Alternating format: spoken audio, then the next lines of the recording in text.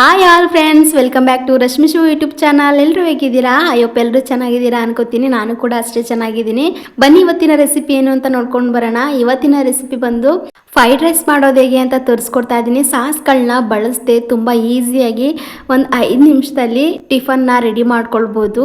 ಮತ್ತು ಬೆಳಗಿನ ಟೈಮು ಆಫೀಸ್ಗೆ ಹೋಗೋರಿಗೆ ಮತ್ತು ಸ್ಕೂಲ್ ಬಾಕ್ಸ್ಗೆ ತುಂಬಾ ಈಸಿಯಾಗಿ ಕ್ವಿಕ್ಕಾಗಿ ಮಾಡ್ಕೊಳ್ಬೋದು. ನೋಡಿ, ಈ ಥರ ಟಿಫನ್ ಬಾಕ್ಸ್ಗೆ ಹಾಕ್ಕೊಟ್ರೆ ತುಂಬ ಈಸಿಯಾಗಿ ತಿಂದು ಖಾಲಿ ಮಾಡ್ತಾರೆ. ಬನ್ನಿ ಹಾಗಿದ್ರೆ ಮಾಡೋದು ಹೇಗೆ ಅಂತ ನೋಡ್ಕೊಂಡು ಬರೋಣ. ಫಸ್ಟು ಒಂದು ಪ್ಯಾನ್ ತಗೊಂಡು ಪ್ಯಾನೆಲ್ಲ ಬಿಸಿ ಆಗಬೇಕು. 3 ಇಂದ 4 ಟೇಬಲ್ ಸ್ಪೂನ್ ಆಗುವಷ್ಟು ಕುಕ್ಕಿಂಗ್ ಆಯಿಲ್ನ ಹಾಕ್ಕೊಳ್ತಾ ಇದ್ದೀನಿ. ಚೆನ್ನಾಗಿ ಬಿಸಿ ಆಗಲಿ ಕುಕ್ಕಿಂಗ್ ಆಯಿಲು.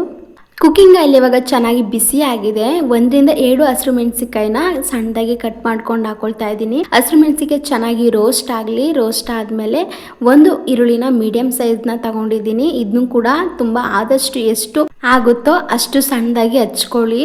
ಇವಾಗ ಈರುಳ್ಳಿನ ಹಾಕೊಳ್ತಾ ಇದ್ದೀನಿ. ಇದು ಕೂಡ ಗೋಲ್ಡನ್ ಬ್ರೌನ್ ಕಲರ್ ಬರಬೇಕು. ಅಲ್ಲಿವರೆಗೂ 1-2 ನಿಮಿಷ ಚೆನ್ನಾಗಿ ಫ್ರೈ ಮಾಡ್ಕೊಳ್ಳಿ.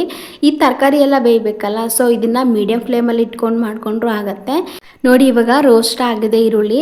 ಇವಾಗ ಒಂದು ಅರ್ಧ ಟೇಬಲ್ ಸ್ಪೂನ್ ಆಗುವಷ್ಟು ಶುಂಠಿ ಬೆಳ್ಳುಳ್ಳಿ ಪೇಸ್ಟ್ನ ಹಾಕೊಳ್ತಾ ಇದ್ದೀನಿ. ಇದು ಕೂಡ ಹಸಿ ವಾಸನೆ ಹೋಗಬೇಕು. ಈರುಳ್ಳಿ ಜೊತೆಗೆ ಚೆನ್ನಾಗಿ ಫ್ರೈನ ಮಾಡ್ಕೊಳ್ಳಿ. ನೀವು ತರಕಾರಿ ಹಾಕೋಕ್ಕೂ ಮುಂಚೆ ಶುಂಠಿ ಬೆಳ್ಳುಳ್ಳಿ ಪೇಸ್ಟ್ನ ಹಾಕ್ಕೊಂಡು ಫ್ರೈನ ಮಾಡ್ಕೊಳ್ಳಿ.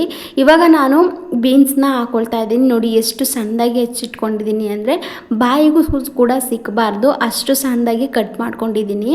ಈಗ ಒಂದು ಕ್ಯಾರೆಟು ಮತ್ತು ಕ್ಯಾಪ್ಸಿಕಮ್, ಆಲೂಗಡ್ಡೆ ಇದಿಷ್ಟು 4 ತರಕಾರಿನ ತಗೊಂಡಿದ್ದೀನಿ. ಬೇಕು ಅಂತ ಅಂದರೆ ನೀವು ಕಾಲಿಫ್ಲವರ್ ಮತ್ತು ಬಟಾಣಿ, ಹಸಿ ಬಟಾಣಿನ ಸೇರಿಸ್ಕೊಳ್ಬೋದು.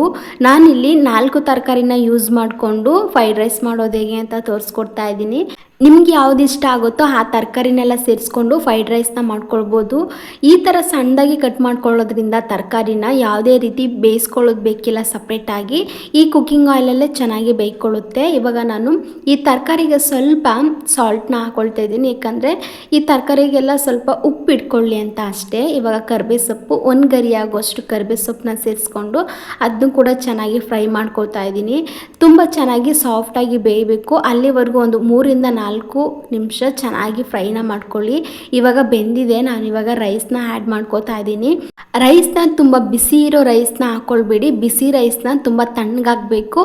ಈ ಥರ ಉದುದ್ರಾಗಿ ಇರಬೇಕು ರೈಸು, ಆವಾಗ ಹಾಕ್ಕೊಳ್ಳಿ. ಯಾಕಂದರೆ ತುಂಬ ಚೆನ್ನಾಗಿ ಕೋಟಿಂಗ್ ಆಗುತ್ತೆ ತರಕಾರಿ ಮತ್ತು ನಾವು ಹಾಕೋ ಪೌಡ್ರುಗಳೆಲ್ಲ ಚೆನ್ನಾಗಿ ಇಟ್ಕೊಳ್ಳುತ್ತೆ, ಹೊಂದ್ಕೊಳ್ಳುತ್ತೆ.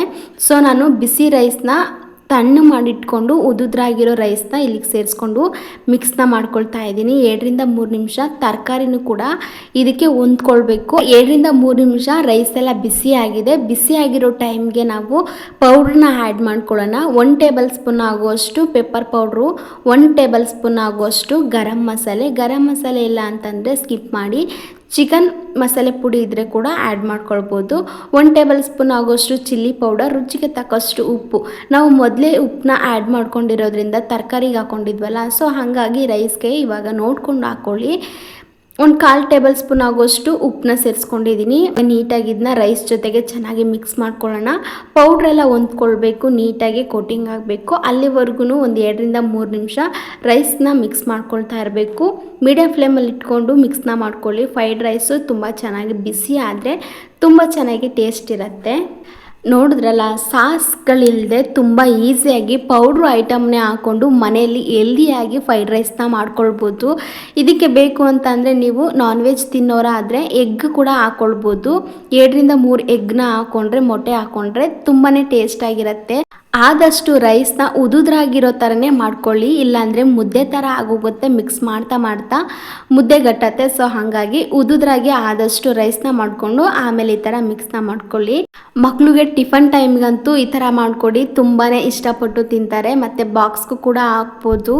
ಟಿಫನ್ ಟೈಮ್ಗೆ ಬೇಗನೆ ಆಗುತ್ತೆ ಕ್ವಿಕ್ಕಾಗಿ. ನೋಡಿದ್ರಲ್ಲ, ಈ ರೆಸಿಪಿ ಇಷ್ಟ ಆದರೆ ನಮ್ಮ ಚಾನಲ್ನ ಸಬ್ಸ್ಕ್ರೈಬ್ ಮಾಡಿಕೊಂಡು ಲೈಕ್ ಮಾಡಿ.